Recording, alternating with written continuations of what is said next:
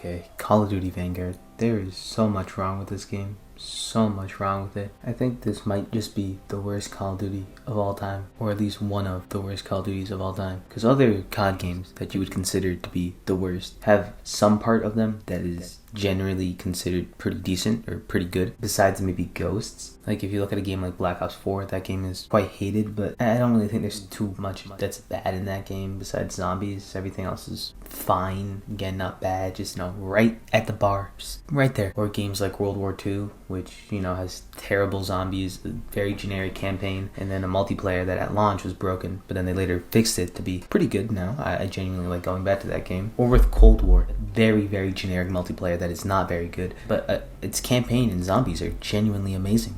Like, genuinely. But the problem with Vanguard is there is no individual element of this game that I can consider really good.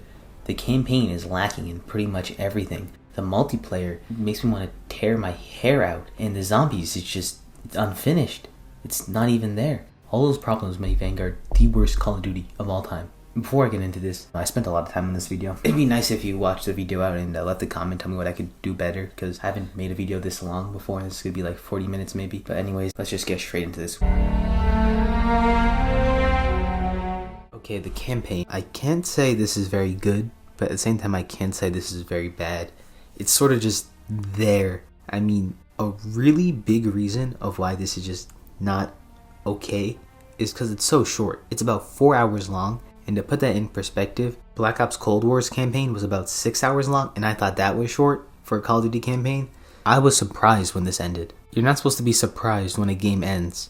I know it's a Call of Duty campaign, like nobody buys a game for the campaign when it comes to Call of Duty, but they're usually pretty fun to play and usually have good stories, but the plot here is just abysmal. There's barely even a plot. It just does not exist. So I'm going to briefly summarize this. There's not much here. I'm going to just go over the gameplay and the story of the campaign, and hopefully it will give you more understanding of why this is the way it is.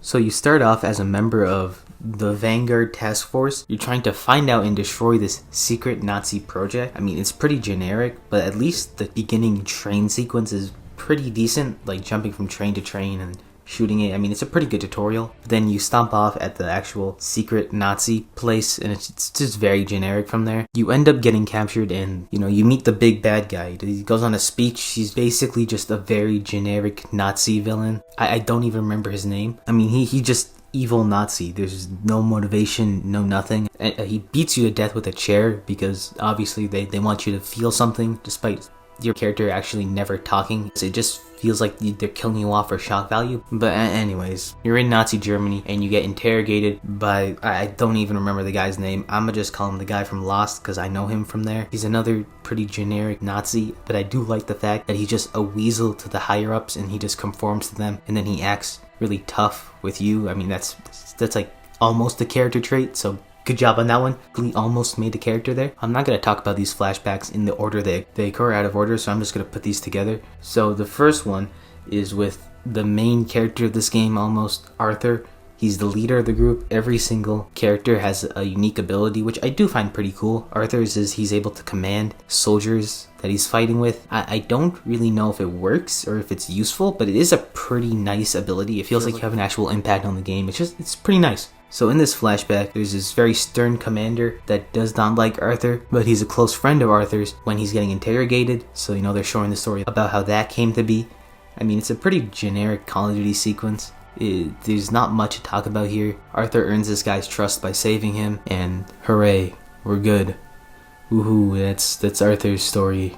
Arthur's just your classic good guy protagonist. There's not much here with his backstory. It's probably the worst out of all the flashbacks, as it's just like normal Call of Duty, which I think that's the point, considering you start with his flashbacks. It's just supposed to be getting you in, as most of the other flashbacks have actual interesting scenarios and gameplay sequences. Here it's just generic, which I guess I'm fine with. The next flashback is this Russian lady. She's probably the coolest out of the group, I'm gonna be honest. She just looks very cool. She looks like she's gonna fucking slit your throat at any moment. Very nice, I like it. All of her missions take place in Russia, which just sets this extremely different atmosphere from everything else that's going on. And that's one thing I will applaud this game for, is that it goes to a lot of unique locations. Well, maybe not unique considering it is World War II, but all these locations feel and look different. I mean, with this lady, you're in Russia, everything's filled with snow. It just looks really nice. There's this other part where you're in Vietnam with another character. And of course, it's Vietnam, it's classic, probably seen in any World War II game, but it feels visually distinct from everything else. And you also play in North Africa, which is pretty cool. I haven't really seen that in any World War II game, so I gotta applaud them for that. But anyways, this Russian lady, her ability is drawing out sniper fire, which is pretty useful considering she is a sniper. And they do place a lot of 2-hit snipers in this area where they'll end up shooting you and then they'll run away, move to a different position, and then shoot you again. It is pretty nice to draw them out to see where they are so you can kill them before they kill you. Pretty sure she's the only character to have 2 abilities. I mean, it's not really an ability. Her other feature is sneaking to smaller locations, but it's just, I don't find this to be an ability because the level designers could very easily just make those small areas accessible for like normal proning or crouching. So I don't know why they had to do this, especially because they forget that she has her other ability at the end of the game. So you're stuck with this non-ability basically when you switch to her at the end of the game. It's really annoying. But I do have to wonder with her abilities, wouldn't it be more interesting to have her have a slowdown time feature when you hold your breath? I mean, other Call of Duties have had this. Maybe they couldn't get it to work or something, but what do I know? Honestly, her missions are pretty good quality too, like not just in setting, but in gameplay too. You start off doing parkour on this first one without a weapon, and then the Germans invade Stalingrad. Then you end up in this big library at the end, and it does make for a fun little set piece where you're moving around the library. They got these weird walls that you can climb up with the bricks out. I don't know how that works, but sure, yes, I'm sure walls are built like that with the bricks out and stuff. I get it's the signal that you can climb up those walls, but I feel like they could have did a much better job. Also, I got a note, you do meet her brother. He's a pretty good character. I mean, again, you can't really form much bonds with any of these side characters that you meet.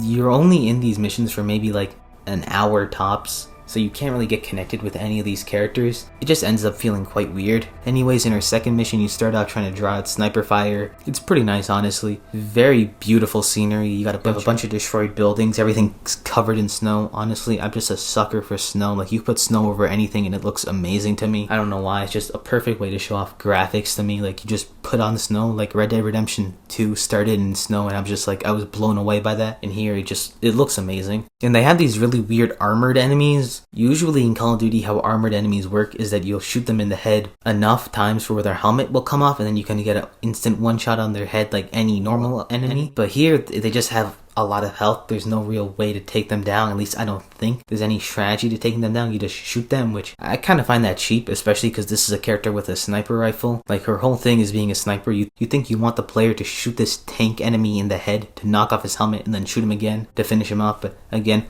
what do I know about this? Anyways, your brother gets shot by some German people. This marks what I believe is the only time in the campaign where the Nazi villain shows up in a flashback. I don't remember his name, so I'm just gonna call him Evil Nazi because I don't remember his name, so I'm not gonna bother looking it up. I mean, he's not really involved in your brother's death. I feel like they could have made him be the one who shoots him, but it's just some random thug, and it's like one of the reasons your brother dies. He gets stuck and then he uses a grenade to slow them down so you can get away. Honestly, not a very good section. You don't really feel the impact that you're supposed to feel, considering you've only spent like 45 minutes with him. I don't know why they expect you to feel anything for this character. I mean, he was a cool dude, but you basically spent 1.5 missions with him, so I'm not that attached. Anyways, you get into another pretty nice arena where it's like this destroyed building and there's snipers and you gotta bait them out. It's a pretty nice arena, like, honestly. Another thing that I'm actually impressed about in this game is that most engagements start off as stealth. I don't know if you can continue with stealth. Usually I just mess up the stealth and just go shoot people. It at least gives you the illusion that you can complete these fully in stealth. Again, I don't know if you can, and I'm not really gonna go back and play this even if it is so short. It's pretty nice. Another thumbs up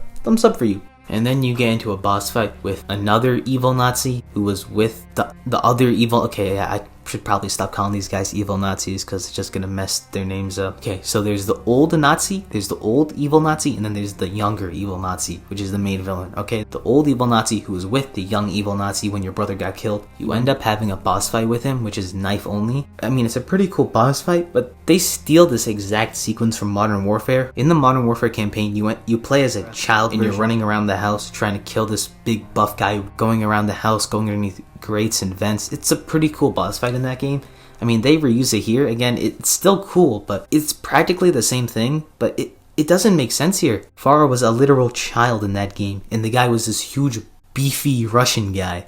Here, it's just some normal Nazi and you're a full-grown woman who's killed hundreds. I mean, like she clearly has the capacity to kill Nazis. I mean, I guess she was wounded. It feels very forced. It's a nice fight. They do try to make it a little bit different, as they have like this gramophone you can turn on to lure him there, and he does use incendiary rounds on his shotgun, so if he tries to shoot you, the area that you've just been in, it'll be on fire, so you can't reuse that same area, which is a pretty nice touch, but still, it doesn't make up for literally being the exact same boss fight. Okay, time to move on to the next flashback. This time you play as another guy whose name I don't know.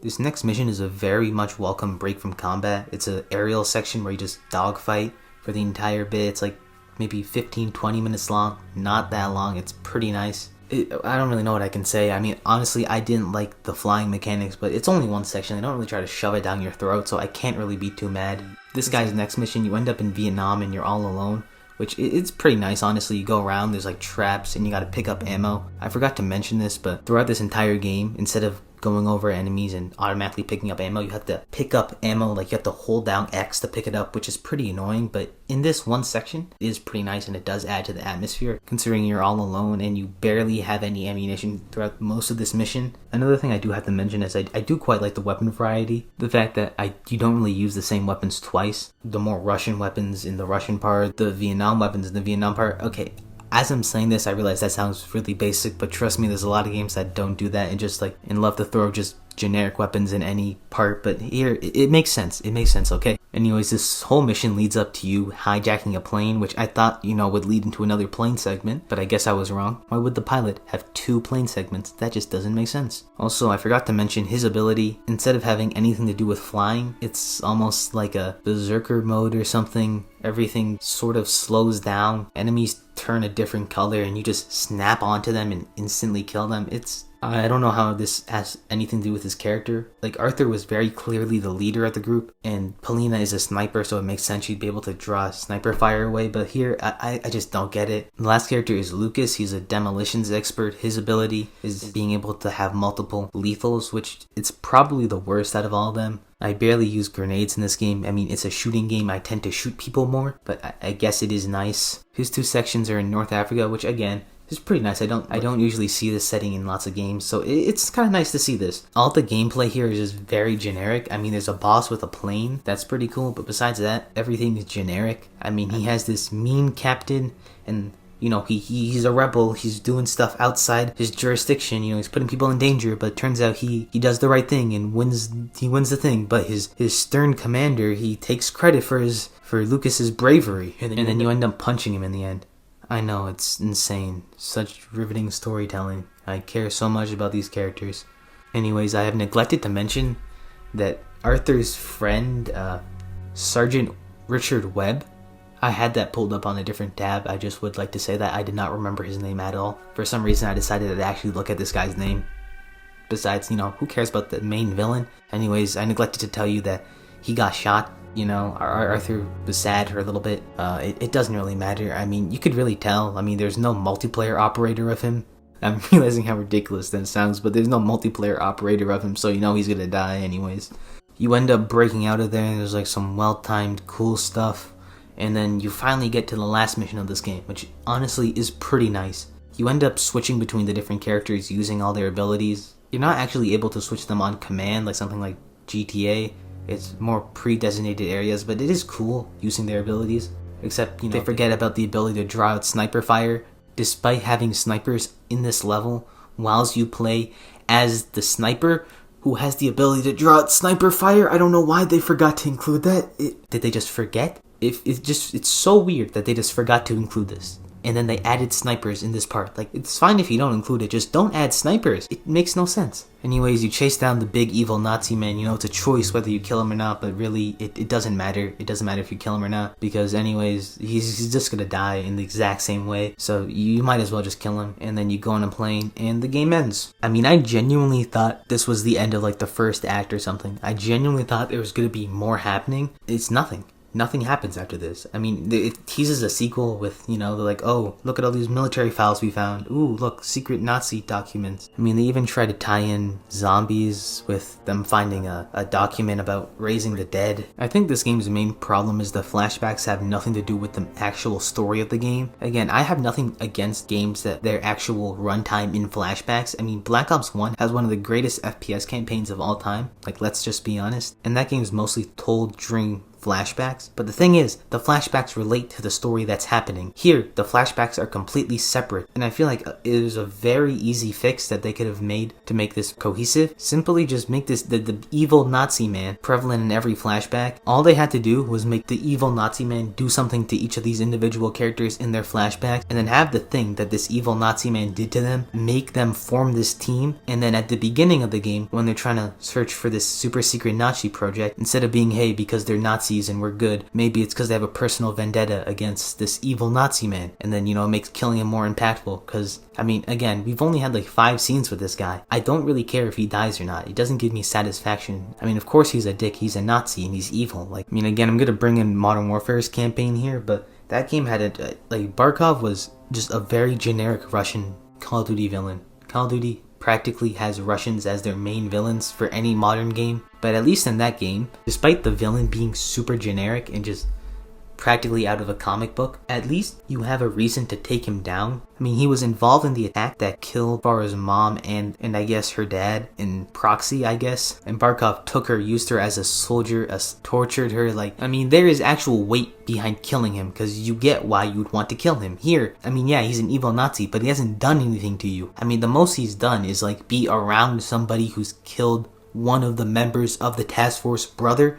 Like, that's just so far off that I don't really care that much. The team has a decent dynamic despite only having like 2 missions together, and the cutscenes, I mean, their dynamic, it's pretty good. When we get out of here, the first thing I'm going to do is head to the pictures. See Les Trois Mousquetaires. Let Edith Merard break my heart all over again. And you, Lucas? What's the first thing you'll do when we're out of here? Hey. When I get home, I'm eating Lamingtons for a week. All cakes, all the time. I know what you miss. Yeah. I'd like to have that sweet bird Barbara pour me pints of my local until I forget this infernal war ever happened. I don't even know if she's still alive.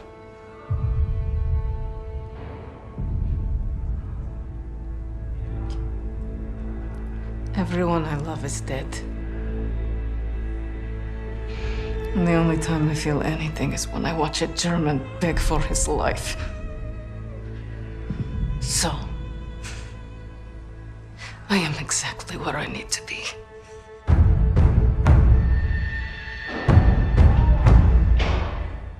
They actually have charisma and work together, but again, I just can't care about these people. It's 4 hours, and there's like 5 members of this team. I don't care about most of these people. I mean, Arthur is pretty cool, and the sniper lady is pretty cool, and that's it. Those are the only 2 that I remotely are interested in. The other 2 main members of the squad, I don't really care about. They're practically the same person to me. Despite the campaign being World War II and being overdone to death, you were practically dancing on the grave of World War II with the amount of games they've made, with the amount of games made on World War II at this point. The dynamic of there being a team and each team having different abilities, it's a pretty cool idea, but in execution, it's just not very good. And that's all I have to say about the campaign. Let's move into the multiplayer. The multiplayer. This one is interesting. For the first week, I thought the multiplayer was amazing. I genuinely thought it was a perfect blend of Modern Warfare and the old school Call of Duties. But then the more I started playing this game, I started to notice a lot more issues, like an alarming number of issues that are probably not going to be addressed. So I have a lot to talk about, so let's just start with the gunsmith. So the gunsmith was introduced in Modern Warfare 2019, and it just sort of stayed around since then. Cold War had a gunsmith, even though I feel like it would probably be better if the game didn't have one. In Cold War, the gunsmith, there's only like 1 or 2 attachments per each class or per each category that you would really use, while in Modern Warfare, aside from like maybe the grips and muscles, pretty much every single attachment was useful. And Vanguard, it's more towards Modern Warfare. It is much better than Cold Wars, but still, it's just, I don't know, it's just not there. Because I think the biggest part of this is that the gunsmith in Vanguard, there was about like 70 levels for each gun, and some levels give you like multiple attachments, so you end up with a lot of attachments with a lot of choice. I mean, there's weapon conversions, there's lots of weapon conversions,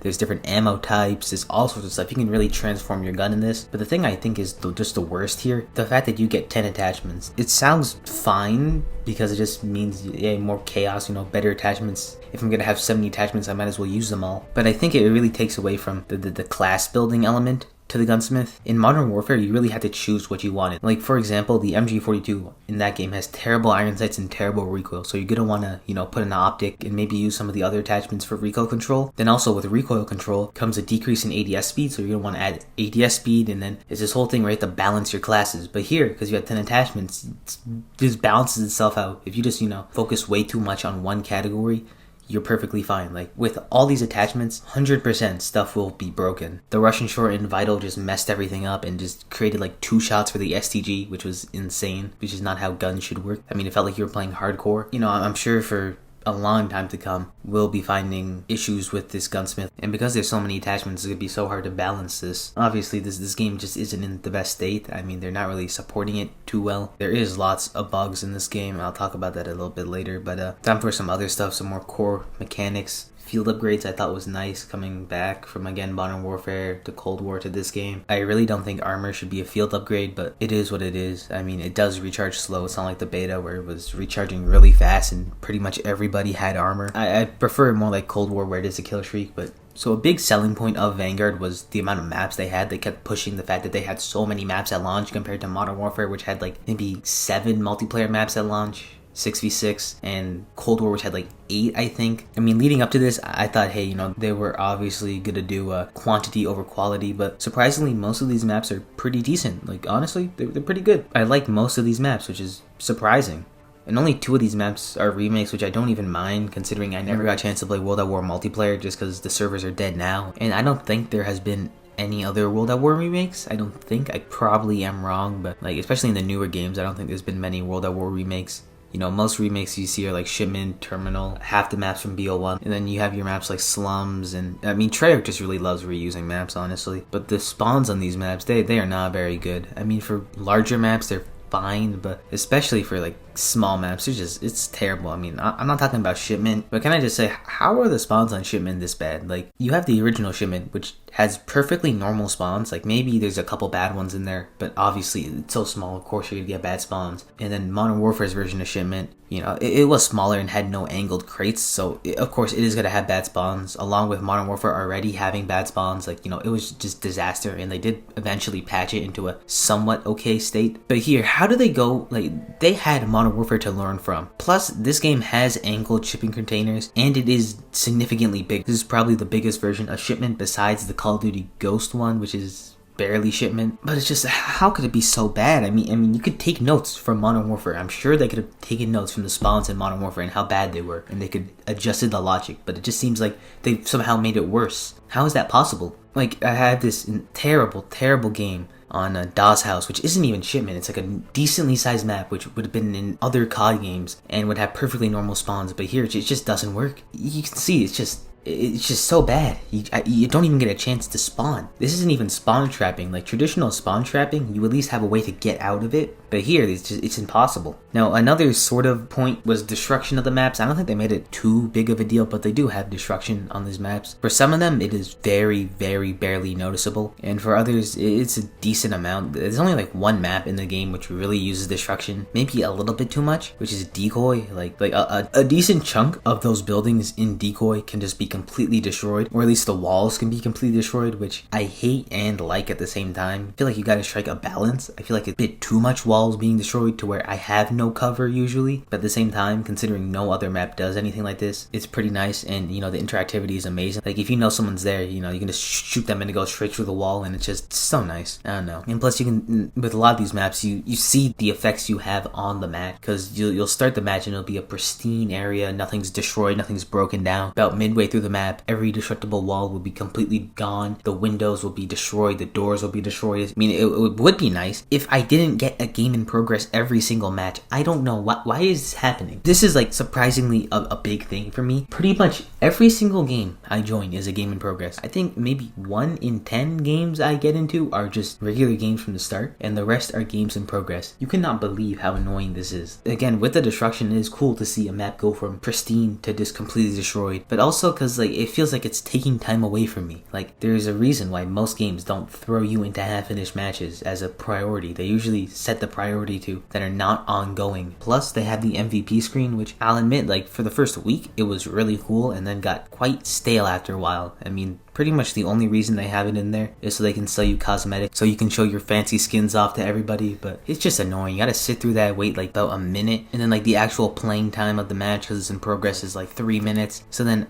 a fourth of your match is just, and the MVP screen is 1 minute, so then a fourth of the match is just the MVP screen, which is really annoying. Plus there's no way to back out during this unless you completely quit the game, so that's fun. I mean, it's cool. I think you get extra XP for voting on the things, which are, again, it's cool, but I feel like there's a better way. They could have did this. Definitely a better way. Now, again, they had a lot of maps, and they do have a decent amount of weapons, but I mean, most of the weapons in this game are just traditional World War II guns, you know, nothing too special, like STGs, BARs, PPSHs, MP40, like nothing very special. It's very run-of-the-mill and basic. I mean, there's like a couple guns, which I haven't really seen before, but besides that, like, it's quite basic. Again, it is World War II, so I do have to give them a little bit of leeway considering the amount of games that have been made here, but also, you know, it is the biggest conflict in human history, perhaps, probably. I'm gonna just go with that. So I'm sure there's a lot of different weapons they could have taken, a lot of niche, weird weapons that they could find from all sorts of different countries, but again, it's fine because the gunsmith exists, so you can really change these weapons to act completely different. I do like that. And also the combat pacings is a really cool idea. You got 6v6, you got tactical, you have the 3 combat pacings. I mean, I wish tactical was maybe like 5v5, 4v4, and then you could have 6v6, and then you could have like your insane, like 14 versus 14 or something like that. Again, it depends on the map, I think. There's 20v20 on Castle, I think. Maybe I could be wrong. But again, I would like to see tactical, maybe a bit lower. But it's fine, honestly. Again, it's just a nice way to arrange your matches so you don't have to queue shipment every time you want to get like camo challenges done, and you can do them on other maps that aren't shipment. Definitely be nice, except I'm not going to do any of the camo challenges in this game, honestly. I'm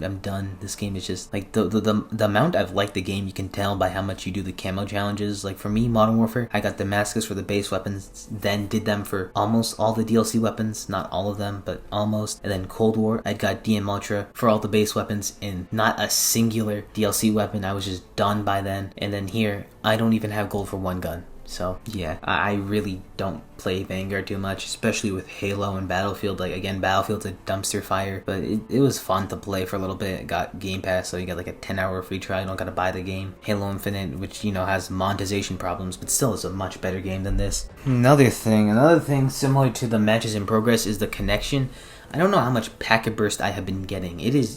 For about a week, the game was borderline unplayable because the amount of packet burst that I was getting. It was insane. I could not play. I just had to play other games, and by the time I started playing other games, I realized, hey, you know, maybe Vanguard isn't so good, and then I just kept playing those other games and not Vanguard. I mean, I don't think it's just me. I've seen a lot of other people complaining about packet burst too. I mean, again, definitely not in that severe manner.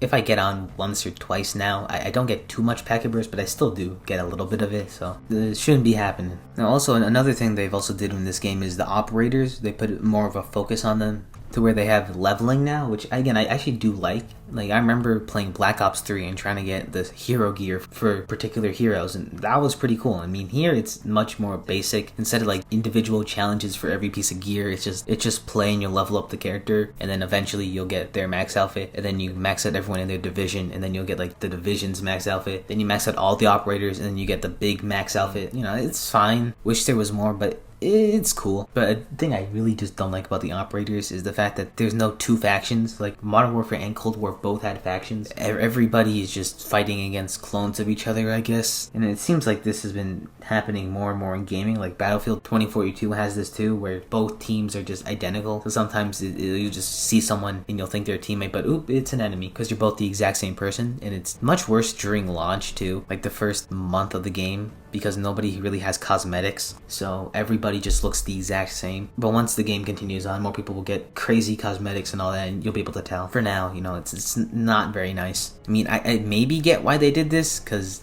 you know, the Nazis, and they wouldn't want you playing as the Nazis, even though you're not really doing anything. It's just like a different faction. But seriously, enemy team, like, you really gotta put enemy team. Like, I feel like they could put Axis versus Allies. I really feel like they could do that, but hey. Also, the announcer is pretty nice too. Like, I mean, it reminds me almost of the Halo announcer. Nobody will beat the World War II announcer, but he's close. This guy's close. Also, hacking. Now, obviously, Ricochet, I think it's already came out by the time this will come out. Yeah, Ricochet will definitely be out by the time this video comes out, because I'm recording this before the Season 1 update, but this will definitely come out after the Season 1 update. But just note that everything I'm talking about is pre-Season 1, so if they fix anything or change anything, and I'm still talking about it, that's probably why. And because I'm lazy and didn't bother to record before and didn't bother to edit this quicker, so yeah. But I've seen a decent amount of hackers so far. Like, I have seen people wall hack me, genuine wall hack, not just, oh, they're good, I'm just gonna say they're hacking, but genuine wall hack, genuine aimbot. And I do play in console, so I have to set myself to turn off crossplay, because it's just annoying to deal with that. But hopefully the anti-cheat solves it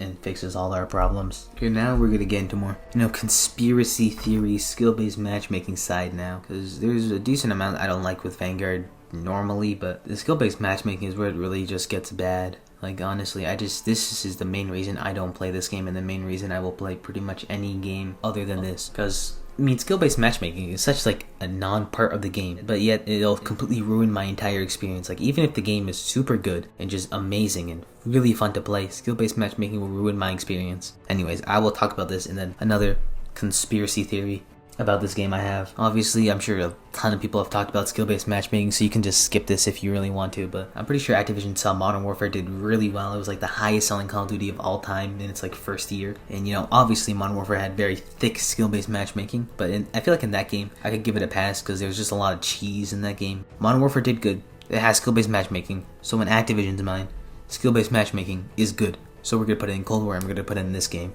But I feel like the packet burst is a result of skill-based matchmaking. I mean, again, it could be this bad servers, but I feel like it's probably a combination of both, because when I played Halo and Battlefield, I did not experience much connection interruptions or connection problem. But here, it was just non-stop. It's just really annoying, feeling like you have absolutely no say in how you're going to do, and feeling like you never improve at the game is not a good feeling. Like, you want to feel like you're improving, but with skill-based matchmaking, you just feel like you're constantly staying in the same place from where you started at. And it's even worse because it's continued through 3 games. When I started playing Modern Warfare, obviously I was a much worse player than I am now, but I feel like I'm the same because my KD has basically just stayed the same throughout, maybe a slight raise. Like Cold War, I did have a significantly higher KD than Modern Warfare, but it's insane to feel like you haven't made any progress when it's not really your fault. It's the game's. Like, if you care about the game, and if you like the game, and if you play it a lot, you get punished more. If you play the game less, the game is easier, which is not supposed to be how it is. Like the more you play their game,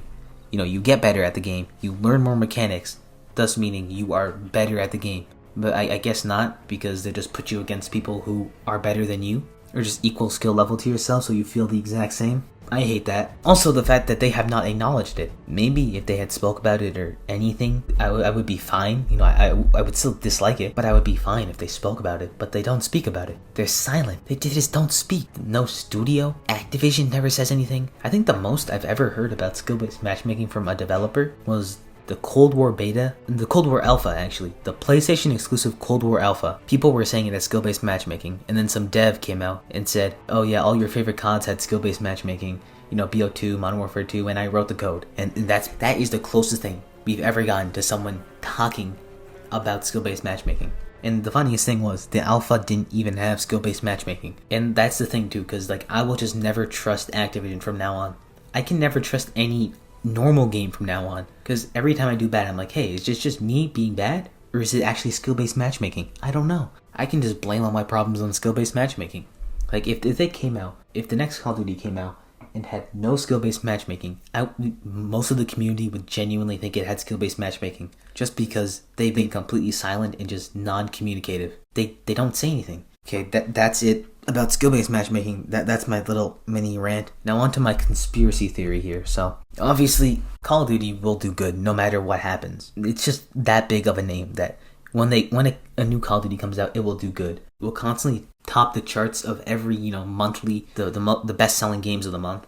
Top that. It'll probably top best-selling games of the year. But obviously, I do believe the sales are declining. So, I remember a while back in Britain, I believe, or the UK, the Vanguard sales dropped by 40%, making this the worst COD launch since COD 4, which was a very long time ago. I don't know how long, but a very long time ago. And COD 4 was basically when Call of Duty started getting really good. So that's, not a good sign. But then also here, this is where the conspiracy part comes in. So, I don't think I've seen a Call of Duty have this much events in a very long time. And not like good events where they're like, they'll put out limited time modes and stuff and do stuff for the community, but double XP and free weekends and sales too. So, obviously within the first 2 weeks, none of this happened. Like there was nothing. It was just a normal Call of Duty launch. And then they had, I believe, a sale. I mean, again, it's Black Friday, but I don't think I've seen a Call of Duty go on sale this fast. It was like 2 weeks after launch, or maybe 3, and it was already on sale. I don't know how much it was off, but it was on sale, which is insane because I don't think I've ever seen that ever happen, like ever. But that's not even it. Maybe because it was Black Friday and or around the time, so maybe they decided to do that. Maybe they just wanted some extra money. Maybe that's it. They're just, cruising off the hype of the launch. But here's where it gets, a little bit weirder. I don't have exact, pretty much for the past couple weeks of, again, this is the preseason too, so there should be basically no double XP events because there is no battle pass. I mean, again, there is the Cold War battle pass and it has Vanguard items in it, but that was just to promote Vanguard from Warzone, and that's it. But since the launch, like for the past 4 weeks since I'm recording this or so, they've had a double XP event almost every single weekend, whether it be normal XP, weapon XP, or battle pass XP, or a combination of all 3 of those. They have had one of those events almost every single week, which does not happen. Usually the most times they have double XP are during holidays to show, hey, thank you for not spending time with your family and not interacting with humans to play Call of Duty, so we'll give you double weapon XP and double XP for that. Also during the end of a season, because I want you to grind more, finish out your battle pass and all that. And also, select weekends here and there. But that's pretty much it. But not in Vanguard. Not in Vanguard. We've had so many double XP events. It's insane. Then also, not just that, but they already had a free weekend during this game. I don't believe free weekends were a thing before. I don't think it happened in Modern Warfare. I don't know. I don't know if they've had free weekends before. Probably. I do remember playing a Blackout free trial for like a month. I remember that, but I don't know if they've had like a multiplayer free weekend, like Modern Warfare and back. But I know definitely for Cold War there was a decent chunk of multiplayer free weekends and zombies. But that was a decent amount after launch. Usually hype up mid-season updates or something like that, which was fine. It was like 4 months past launch or something like that. But here, they had a free weekend in the first month. How do you have that? Like, is your game dying that much that you need a free weekend, but like within the month of launch? Like that should not be happening. I mean, all of this is obviously to draw in more players. And with other stuff going on in Activision, I'm pretty sure they just really want to save face for their investors. Hey, Vanguard wasn't a failure. Look at the numbers. Look, we didn't look the numbers. I mean, sure, the sales are down, but player retention is, we've had double XP events like every week, so players always want to log on and get stuff done. Considering the grind on this game is absolutely insane. Like, 70 levels for every gun, so obviously you're going to want to take advantage of the double XP. Then also, the funniest thing, I just remember this. I don't have a script right now, it's probably why I sound so manic. But I don't believe it's even double XP. Like, I believe it was like 1.6 times XP or 1.4 times XP or something like that, but not double weapon XP. And also, when you play shipment, you get like negative weapon XP. So that's not fun. That's not cool. Good job, Activision. You are doing good. You were doing very good. Anyways, let's just move on to the zombies. It's gonna be, it just gets worse from here, honestly. It just gets so much worse from here. Okay, the zombies. Yeah, this is really a side mode this year. I feel bad for Treyarch, honestly. Like, they were taken off of Black Ops 4 to go work on Cold War, and then they were taking off Cold War zombies to go work on this game. So you had Black Ops 4, which was in life support for like the last 6 months of that, and then Cold War Zombies barely got 4 maps by the end of that game's life cycle, and by then they were just completely reusing campaign assets, just like a whole lot of them. And here with Vanguard, there's just nothing here. The zombies experience is practically nothing. Like, there's barely anything to talk about. So before we get into the negatives and everything else, let's go into some positives. I like the aesthetic. You know, it's like a darker game. You know, it's more satanic, cult-esque, I guess. I like that. Also, the covenants are pretty nice, where after you finish an objective, you get a heart, and then you can spend that heart on like an in-game booster, which is pretty nice. It's like some different variety of abilities and stuff. But I do have to say that one covenant where you get a headshot and then you get back that same ammo, that's just completely overpowered with a shotgun, like any shotgun, and it is just insane. And I think that's everything I like about this game. Yeah, so let's get into the negatives. I'm just gonna start from the very beginning. So you spawn into the Red Star map from multiplayer, and it's sectioned off. You have to open up the areas of Red Star to get perks, and there's 3 objectives you can possibly get with these. You can get Harvest, which occasionally zombies drop runes, which you have to feed to a Sin Eater. It's just, that's a terrible name. That is a horrible name. And that's basically it. You do it 3 times and the objective is over. And there's Blitz, where you have to survive in an area for a certain amount of time. And there's also Transport, where you have to transport a little ball and you have to stay within the area, and just goes around the map, and then boom, you're done. And those are the objectives. They're probably going to add more later in different seasons, but for now, I'm recording this before season 1. Once you open areas of these maps, you get perks. So in this game, you got Jug, Speed Cola, Deadshot, Quick Revive, and Stamina. There's barely any perks. There's no new perks here. The perk system is a little bit different, but the power of these perks have just been turned all the way down.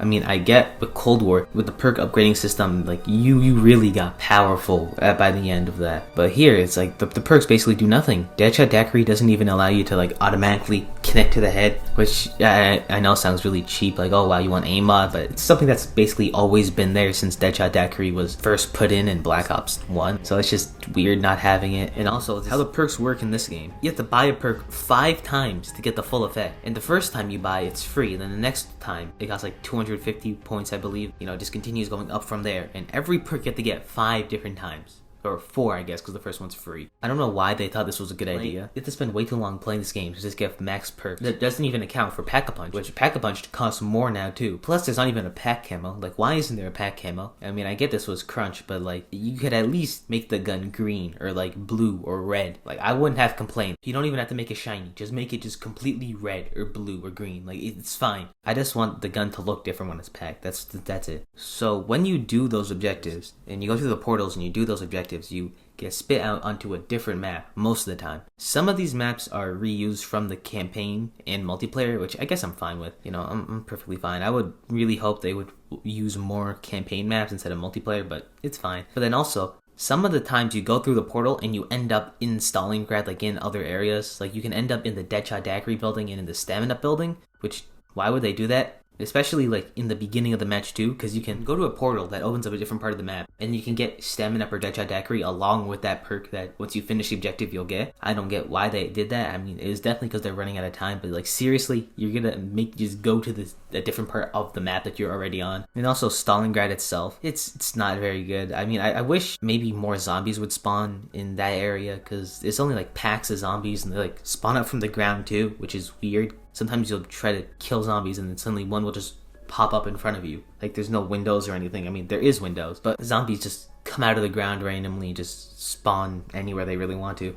And there's 2 different enemy types now. There's this big, beefy zombie with a gun. He's pretty nice. When he shoots, he knocks down other zombies. He does a lot of damage up close, but is very inaccurate, and he drops usually a weapon when he's killed. You know, I just like this boss. It's just, he's good. And then you also have this zombie that is covered in red crystals and blows up. I wonder where I've seen that one before. I wonder. I mean, I think I'd rather have dogs than these things. And also, along with the perk system, you got field upgrades, which are back from Cold War, and they are the exact same field upgrades from Cold War. In fact, there are actually less upgrades this time, and they, again, are worse. They're their default versions from Cold War. Like, for example, Ring of Fire. You still have to reload in Ring of Fire. You didn't have to do that in Cold War if you upgraded it. Or like Energy Mine or Frost Blast. It's so stupid. Genuinely, the only one that's really good is Aether Shroud, but even then, you don't get a movement increase. It doesn't last very long. The field upgrades are just there. I really wish you could upgrade them in some capacity or just make them better overall. Zombies give less points this time, so that's also really nice. So it's harder to pack a punch, it's harder to get perks, and your field upgrades are dog shit. So yes, This mode is not going to be easy like Cold War. Also, there's no wonder weapon as of now. I mean, they're probably gonna add one in, definitely. Also, there's no weapon rarities. When you go to the mystery box, you can get weapon rarities, I guess, technically, but it's really just back a punch weapon if it's a different rarity. So, you know, that's not really cool. And there's some other things that are just stupid. Like, I can't pause the game in solo zombies. Like, I'm just stuck there. I can't pause it. When you go to pause the game, it doesn't actually pause the game. Like, the game is still running. When I'm in solo, like, why does this happen? I'm very annoyed. Why can't I pause the game in solo? You should be able to do that. It's such a simple thing too. Anyways, with everything mentioned there, obviously this game is much harder than Cold War and such. Every time you complete one of those objectives, the wave level increases, almost like Outbreak where it says world difficulty increase or something like that. I forgot what it was. I haven't played zombies in a while. Like I'm just gonna be honest, I have not played much. It's not very fun this year. I just don't want to play. Without a full functioning zombies map, it's just not fun. If maybe this game launched with a normal map, or even not a normal map, maybe like a remake, maybe like they have Shinonuma as one of the maps that you can go when you teleport through the portal. Like if they just had Shinonuma and then this, I think I'd be much happier because I could just play on that, I could have my fun, and then I can come back to this if I want to shake up or something. But honestly, like, as it is, I don't like this game mode at all. It's not very fun. And I think the main reason for that is in the later rounds, zombies don't get more numerous. It's like the same amount of zombies. Again, of course, there's going to be more zombies, but they just increase the health and they do more damage and they're faster, and that's it.